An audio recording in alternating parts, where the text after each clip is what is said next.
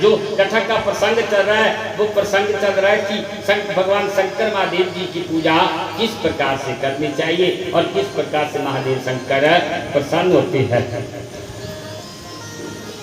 अगला प्रश्न किया कि आप सुनो, भगवान शंकर जी के लिए सबसे प्रिय क्या बात कही गई है, वो है कौन है? भगवान शंकर को सबसे प्रिय क्या है आपको पता नहीं? बेल पत्र। बोलो बंकी लाल की, शंकर महाराज की, सच्चे दरबार की। अब बेलपत्र भगवान शंकर जी को क्यों प्रिय है, इस रहस्य को भी इस बताता हुआ चलूंगा महाराज। हम किस लिए बेलपत्र भगवान को अर्पण करते हैं और क्यों बेल का पत्र भगवान शंकर जी को चढ़ाया जाता है। सबसे पहले बताऊंगा इसकी उत्पत्ति के बारे में।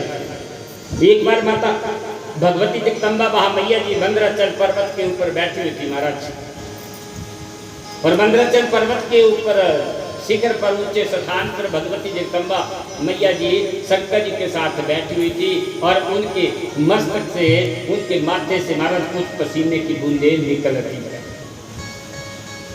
और उनके माथे से पसीने की कुछ बूंदें निकली। उसने जो हिमालय पर्वत पर जाकर के जो महाराज एक ऐसा रूप धारण किया जो बेल का पत्ता है, जो बेल पत्थर है, और बेल पत्थर के रूप में जो है वो प्रकट हो गई महाराज। और ये भी शास्त्र में प्रमाण आता है, यदि कोई तीर्थ स्थान में ना जा सके, जो मथुरा इत्यादि में, वृंदावन में, गोकुल में ना जा सके, प्रयागराज में ना जा सके, रुद्रप्रयाग में, बद्रीनाथ में ना जा सके, अमरनाथ में ना जा सके, जो मणिमहेश में ना जा सके, जो किन्नर कैलाश में ना जा सके, जो केदारनाथ में ना जा सके, किन्नर कैलाश ऐसे ऊंचे ऊंचे स्थान में जो ना जा सके महाराज, उनको श्रावण महीने में जो बेलपत्र भगवान शंकर जी को जो चढ़ाता है, उनको ऐसे तीर्थों का फल प्राप्त हो जाता है। बोलिए उमापति महादेव की, शंकर महादेव की। श्रावण मास में यदि बेलपत्र चढ़ा दिया जाए महाराज तो सब तीर्थों का फल प्राप्त हो जाता है। देवी भागवत के बीच में एक बात और भी आती है महाराज, लोग कहते हैं कि यहाँ तीर्थ है, वहाँ तीर्थ है, सबसे बड़ा तीर्थ हमारे मन के भीतर है। यदि मन की गहराइयों को नाप लिया, मन की गहराइयों में जाकर के भगवान का श्रद्धा और भाव से पूजा कर दी, तो उसमें भी सब तीर्थों का फल प्राप्त हो जाता है, परंतु श्रद्धा और भाव होनी चाहिए। रामचरितमानस के बीच में एक जगह एक बहुत सुंदर श्लोक आता है, जहाँ भगवान शंकर जी ने कहा है, जय भवानी शंकरो वंदे श्रद्धा विश्वास रूपिणौ। गीता में भगवान श्री कृष्ण जी ने एक स्थान पर बहुत सुंदर बात अर्जुन जी से कही कि अर्जुन, श्रद्धा तो वो सार है, श्रद्धा तो वो महान शब्द है जिसमें कि भक्ति और भाव से दूसरों के परमात्मा के ऊपर जो विश्वास कर दिया जाए, परमात्मा का सुमिरन कर दिया जाए, उनका नाम सच्चे मन से ले दिया जाए, तो वही श्रद्धा है। भगवती मैया जी के माथे से जो पसीना निकला महाराज, ऐसे उत्पत्ति बेल पत्थर की हो गई, जिसके पेड़ की जड़ में गिरजा भगवती महाराज जी, भगवती गिरजा माता रहने लगी, और तनों के बीच में माहेश्वरी जी ने रूप धारण कर दिया। इस तरह से पत्तियों के बीच में जो है दाक्षायणी ने रूप धारण कर दिया, और पार्वती ने जो है शाखाओं के बीच में रूप धारण कर दिया महाराज। फलों के बीच में जो है भगवती महामैया गौरी जी, और जड़ के वृक्ष के बीच में माता लक्ष्मी जी ने स्थान ग्रहण कर दिया। इस तरह से बेल पत्र के बीच में सब देवियां जो है, लक्ष्मी इत्यादि जो है, कात्यायनी, भगवती मैया, पार्वती जी, ऐसी सारी देवियां जो है उसके बीच में आकर के शामिल हो गई महाराज। इसलिए भी बेलपत्र भगवान शंकर जी को चढ़ाया जाता है,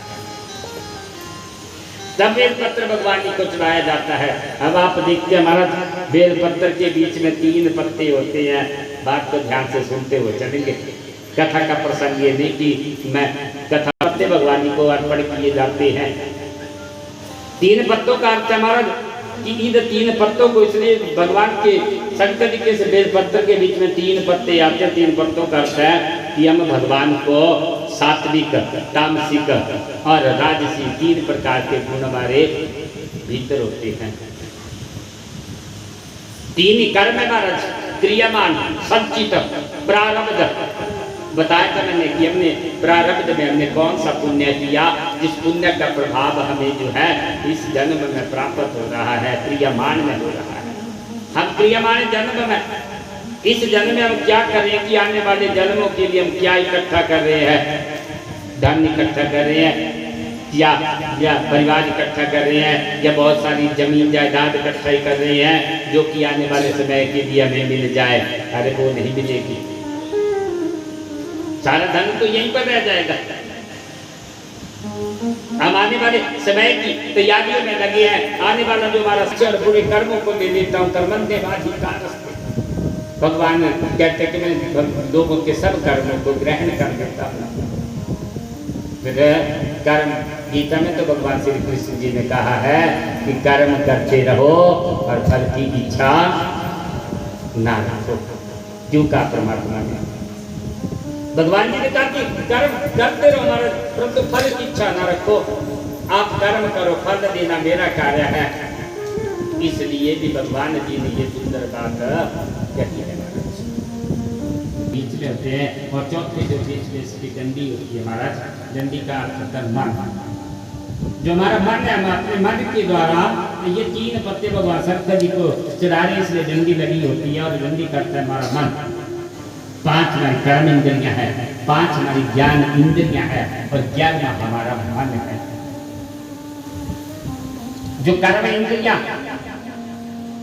और ज्ञान इंद्रियां, जैसे हमारा शरीर जो 5 गुणों से, 5 तत्वों से जो हमारा शरीर बना हुआ है, धरती आकाश वायु अग्नि इत्यादि,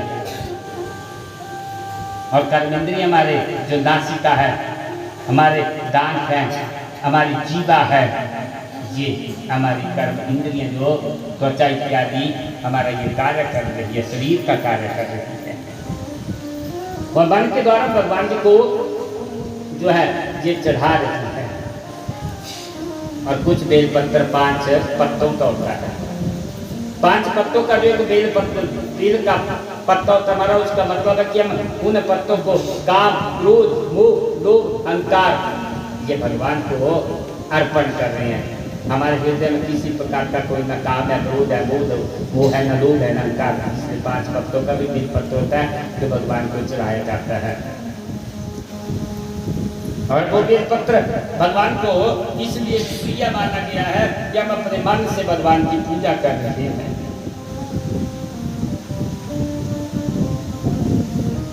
और भगवान जी को जो बेल पत्र चढ़ाया जाता है, बहुत सुंदर बात जो है ये सूतदेव महाराज जी ऐसी सुंदर कथाओं के बारे में कह रहे हैं।